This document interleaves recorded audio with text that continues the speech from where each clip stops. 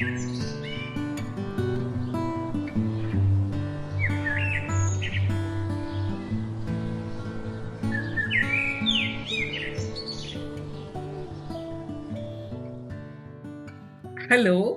a warm welcome to all of you. Thank you for joining my podcast, Bifocal Naturalist. As a child, I would go to the sandy beach of Juhu. It was lovely. But as my children were growing up, Juhu Beach started getting filthy, and we would take them to the lovely rocky beaches of Erangel. The children would climb onto the rocks and play in the water while we relaxed in the sand. But today, there is no place for us to take our grandchildren. All the beaches, Mumbai is surrounded by the ocean, and we have 20 plus beaches. Yet, there is no place to take our children. And today, they have to go to far away Goa. My guest today is Lisbon Ferrao. He is one who is making a difference to Mumbai's beaches.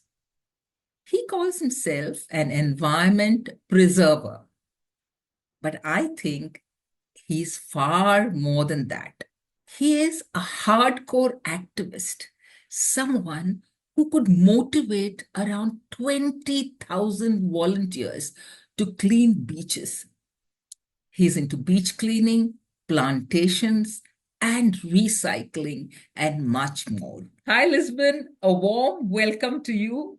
It's lovely to see you on my podcast. Thank you very much. I'm fascinated by your journey, absolutely fascinated.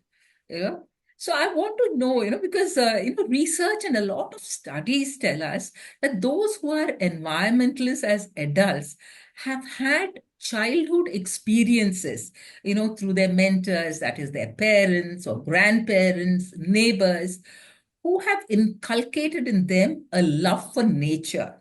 So I want to know, what is your story? What is your childhood story? What you're saying is right. Is when children are exposed at a young age towards nature, they end up growing to love nature. Uh, let us assume, let us take for example a child. If he was born in a Muslim family, he would grow up to be a Muslim. If he was born in a Hindu family, he would grow up to be a Hindu, and if he was born in a Catholic, and so on. The process is he was not born with uh, a certain religion. It was input into him uh, about religion, and he grows up to love his religion, and it as a child also, if you are exposed to the environment, exposed to animals and creatures around you, you would grow up to understand them and start loving them. You can only love something when you understand something. You cannot love something that you don't understand, that is beyond your thinking. So I was exposed to the environment at a very young age. I was exposed to how to grow plants or a different type of plants, and this very it fascinated me a lot. And I was exposed to a lot of cats, pets as a child, and I would see my parents always feeding stray cats, stray dogs. They would not show any aggression towards them, but they would show love towards them, and that's how I grew up to understand what it means to have compassion and empathy towards the environment that cannot speak. Um, so I was born in Kuwait, and when um, during our school vacations we used to come to Mangalore, where my father's mother, my grandmother, was used to stay, and she used to stay in these remote areas in Mangalore, where there was hills, there was rivers, there was rice fields, there was cows and chickens, and I grew to love the rivers, love the waterfalls, where we should take bath every day over there, and then we should come and eat, and we should brush our teeth with not with our fingers and use that ash that was there, Oh, and they would wash. Yeah, they would wash clothes not with brushes, but they would wash clothes with those coconut scrubbers that was there, and they would hit the clothes on those rocks. So there was no plastic when I was born. We were still having a great life without packaged food or chip packets, and I didn't. So I always miss that because when used to go back to Kuwait, there was this all sand all over because it's like a desert area. There was a massive difference between. Then I realized how important it is. And this was my father's side, but when I used to go to my mother's side, there, my mother's father was a coffin maker, and he used to stack all these coffins outside his shop on the main road. So and I found it fascinating to go and just sit inside that coffin, and the buses used to pass by, and the passengers used to watch and get shocked or what's happening.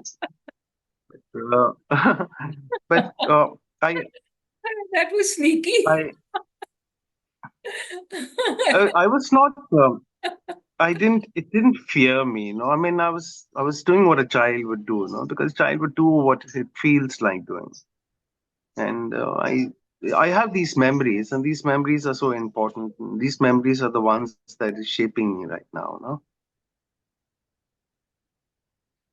Okay, that's very interesting. I mean, jumping out of the coffin, it must have frightened people walking around.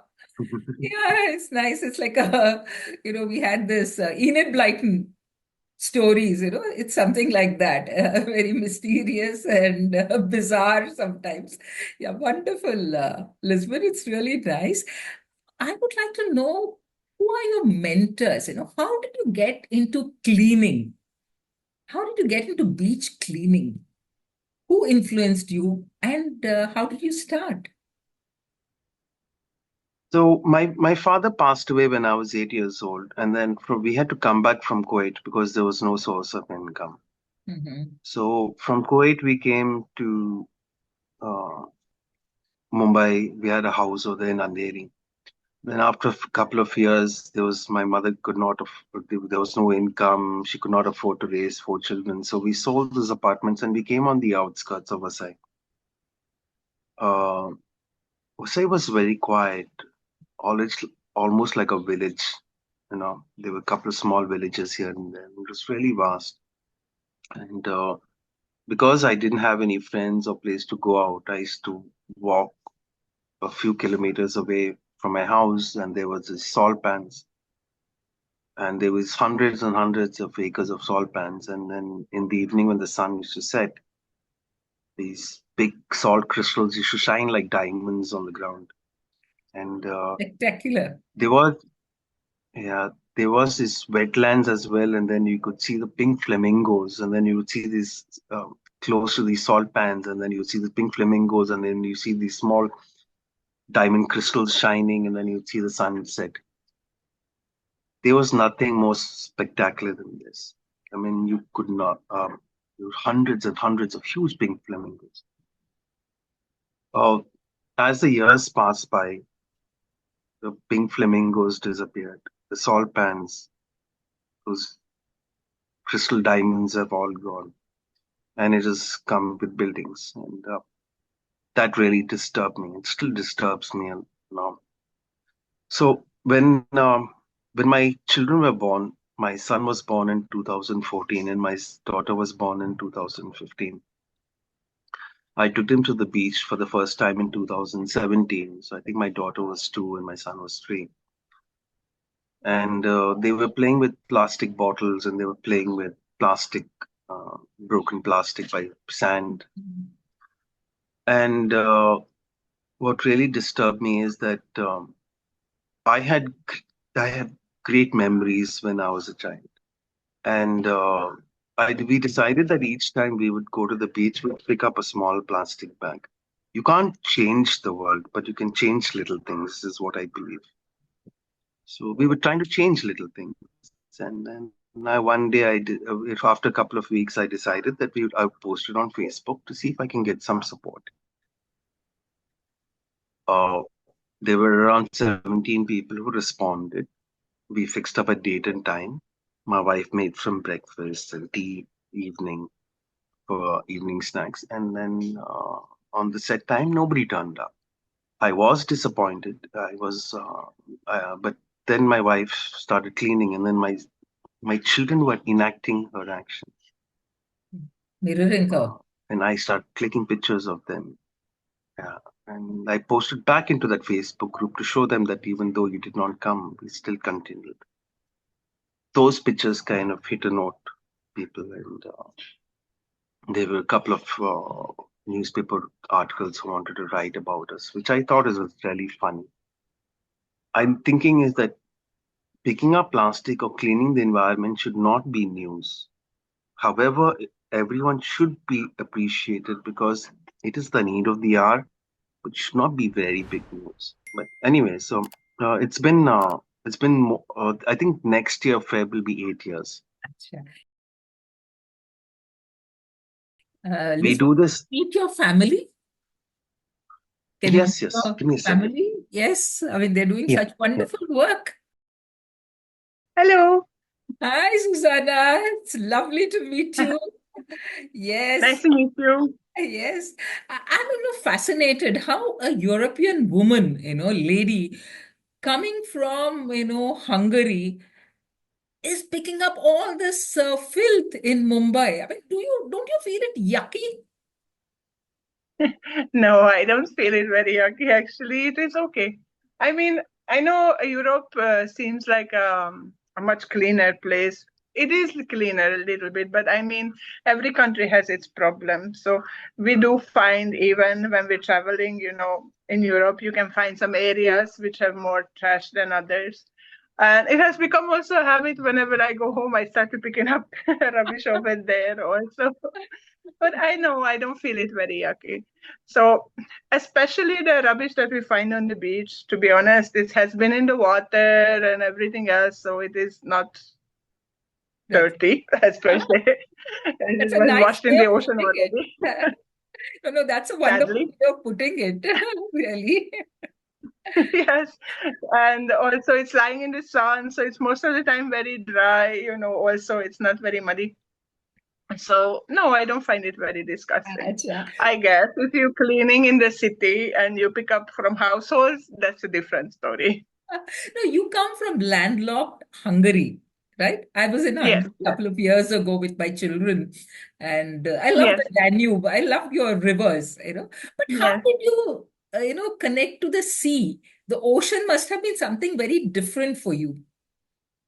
It is very different. I think the first time I have actually seen the ocean or any sort of like bigger body of water, it was in whenever I was 25. I moved from Hungary to Northern Ireland and I lived there for 15 years. I Okay. went over there to be an au pair to look at Ah, children whenever I was young. uh-huh. And then I kind of stayed there for 15 years. So the first time when I saw ocean, it was there only itself because Northern Ireland is on the same island as Ireland. Yes. And yeah, it was a pretty amazing sight, I must say. It was something I have never seen before.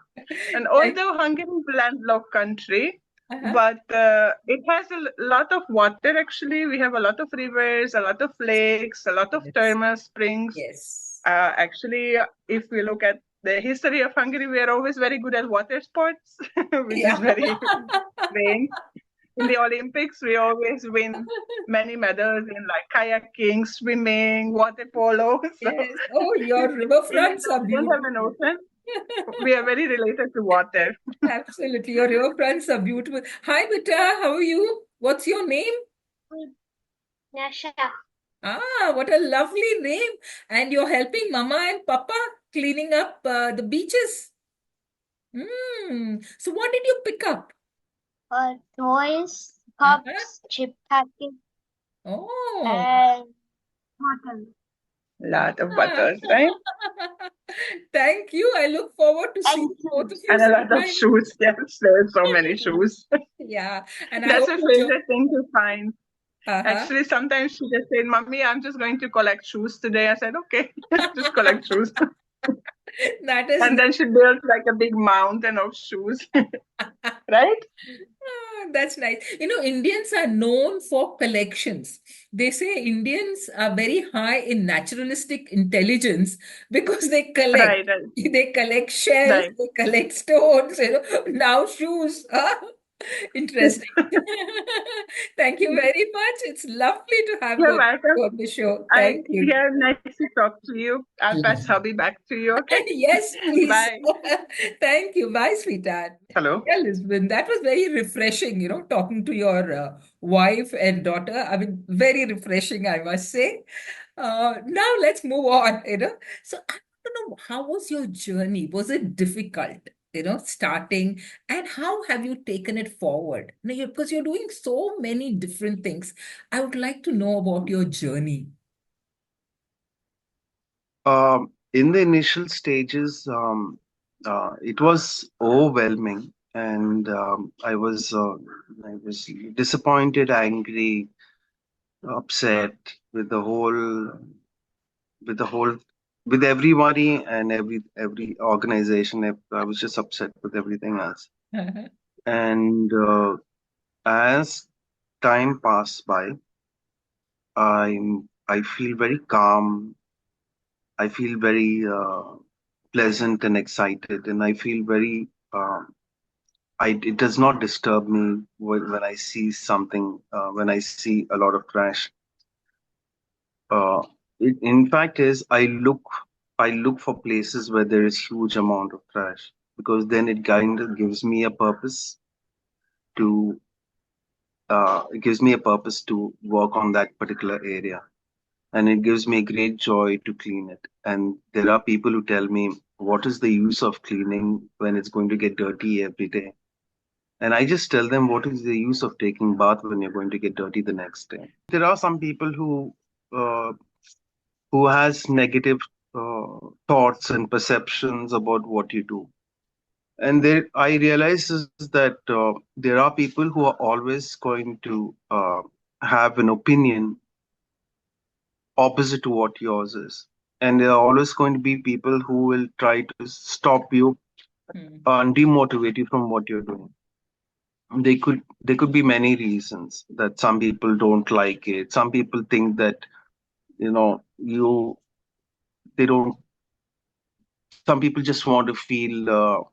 Some people want to feel important by telling you something that what you're doing is wrong. This is the right way. That is the right way. So, they tell me like, it is not your job. It's a municipal's job, government job. If you do it, then what? Oh, they will not do anything then.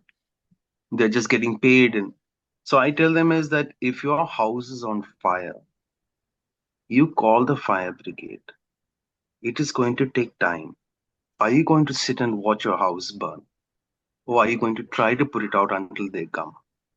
So I said is, if I'm seeing my country turning into a dustbin, and do I wait for the municipal or the government to act, or do I act on my own? So that is what I'm doing. And if you want to join, you can join. If you don't want to join, don't join. I'm enjoying what I'm doing. It gives me great satisfaction. Whether people join me or don't join me, it does not change the fact that what I want to do is something that I want to do. So I may say, here is one thing that I truly believe. I don't want to grow old and to feel that there was a problem and I sit and did nothing. I want to grow old saying is, I try to do something.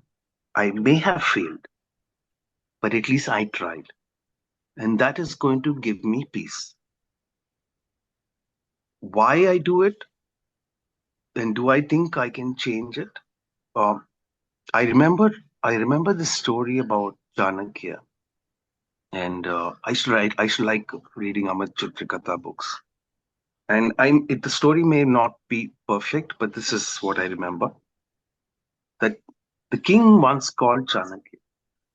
He summoned him to his court, and as Chanakya was walking towards the king's court or the kingdom, He passed through a field that had really tall grass, and it, the blades, one of the grass blades cut him. And instead of just walking ahead towards meeting the king that was an important meeting, he stopped and started uprooting the whole grass field.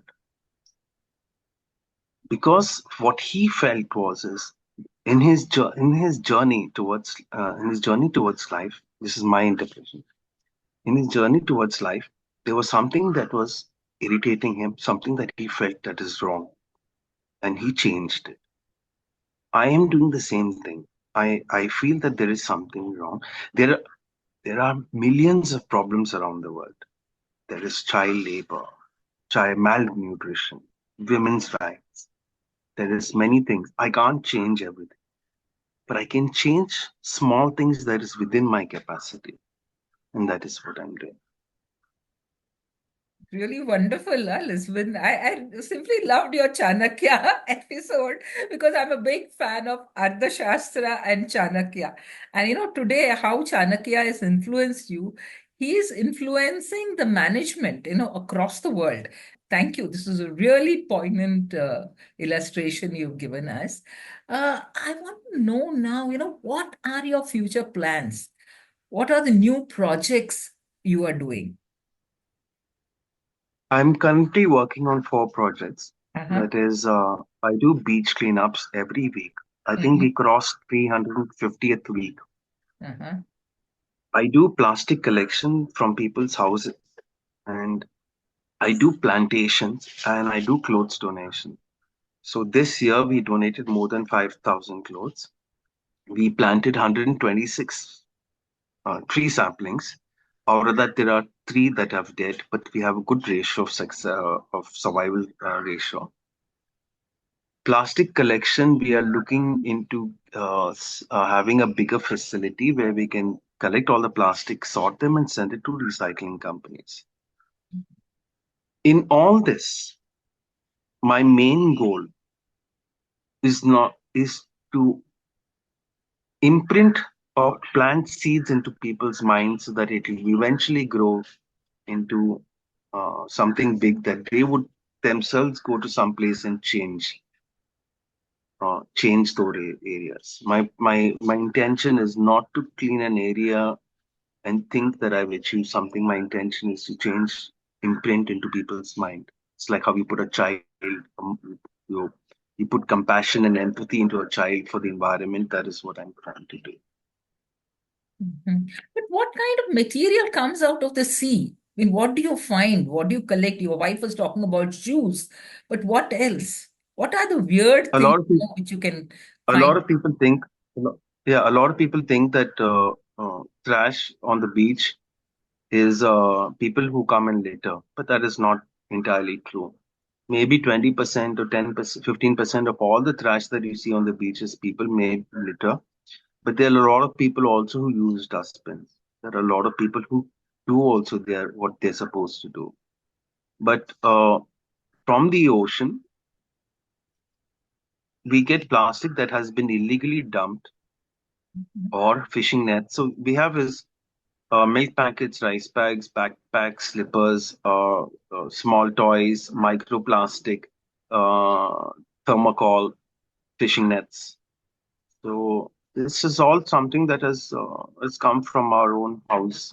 So illegal dumping can be like, let's say, or the other thing is that maybe let's say a panwala is there and somebody just opens a small that 1 rupee, 2 rupee, I don't know, the supari thing, puts it in his mouth and he flicks it off. If flicks it off, it eventually may land up in an open nala. And during the rainy season, these nalas get full and this flood the ocean with the garbage. And the ocean throws some back and some goes down and some goes somewhere else. So it is it is everybody's fault. Even the ones who don't litter and don't act, it is their fault as well also. That there's a problem. And you choose that to say that I didn't do it, so it's not my problem. No, it is your problem. Absolutely. Because you are at least, yeah, you are at least aware. So that becomes more of your fault because you're aware of it. The ones who are not aware and ignorant, I mean, they are ignorant, so they don't know. But you are aware of what is happening. No, that Any it is. unusual objects you found? Anything, out of the way, out Oh of yes, oh yes. They found. I found many things. I did not find gold. So that's that is something I'm still looking for. Uh, so we found dead turtles, dolphins, once a whale. We found shark egg, empty shark egg. But how Then big we are the found shark eggs? it's just this much. It's not really Okay. big. Mm-hmm. 3 inches, 2, 3 inches. Okay. Then we found um, that's we found a milk packet, Amul milk packet, uh, half a liter.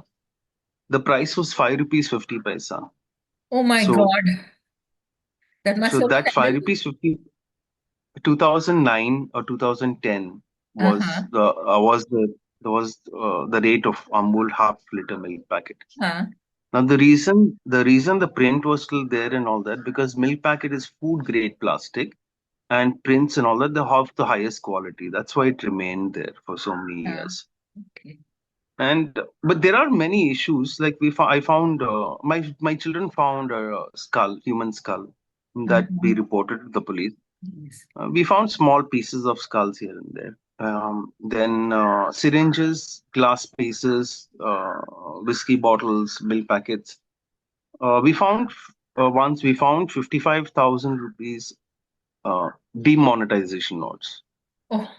So that unfortunately, yeah. So we handed over to the police people. So it was Then in plastic or something? I mean, how did you no, find no, the demonetization notes were inside a jeweler's pouch or something. box? Uh-huh. All right. So those are some things that we found. Uh-huh. Very interesting, I must say. So, what is your message? What is the message you want to give our viewers? My message is that see animals, birds, trees, the ocean, they can't talk. They can't express their anguish. They have no voice. And you're the only person who can help them. And if you remain silent, then everything else is doomed. You can't be silent, no? Speak out. Did you get any help from others, other NGOs? Did anybody support you? Because Oh, yeah. working is not easy, doing things alone, running your home, managing your livelihood, and doing so much of activism is not easy. Yeah, so I do get support in the senses that there are NGOs who come and join me, but they join me on a one-off so that, it's more of a promotional activity for them. And Mm-hmm. I don't mind it, they take pictures and they post it wherever they want to post it. Mm-hmm. But I work right now for this particular NGO called eyesea. It's like Mm-hmm. my t-shirt. Ah, yeah. So eyesea is based in New Zealand, Uh-huh. and they are an NGO that is mapping Mm-hmm. global plastic pollution around mostly in the oceans Uh-huh. and coastal areas.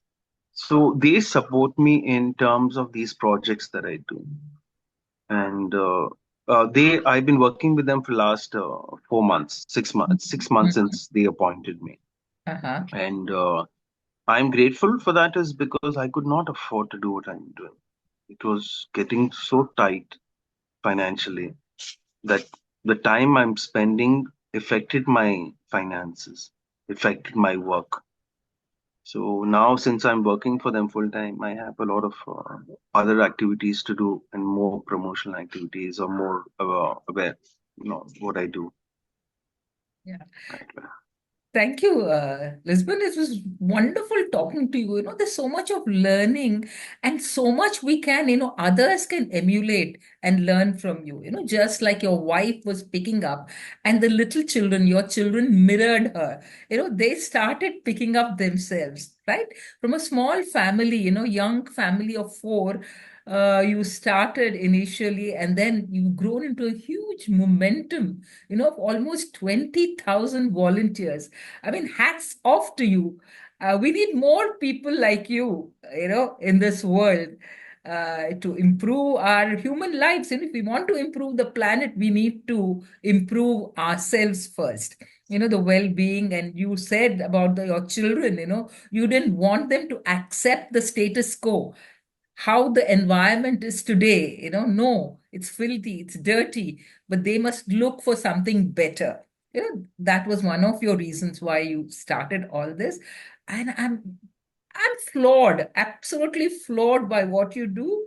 And I would like to join you, one day in your beach cleanup. I would really love to come and do my bit to promote the cause. Thank you very much. And I look forward to your work and your expansion. And you wear several hats, that of a plantation, of somebody who's doing plantation, somebody who's doing recycling, somebody who's doing bleach cleanup. And I hope that there will be many other activities you do and you get the support of NGOs like eyesea and people around you. Thank you very much, Lisbon. God Thank bless. you very much. Yeah. Sure. Bye-bye. Thank you. Take care. Bye. Thank you.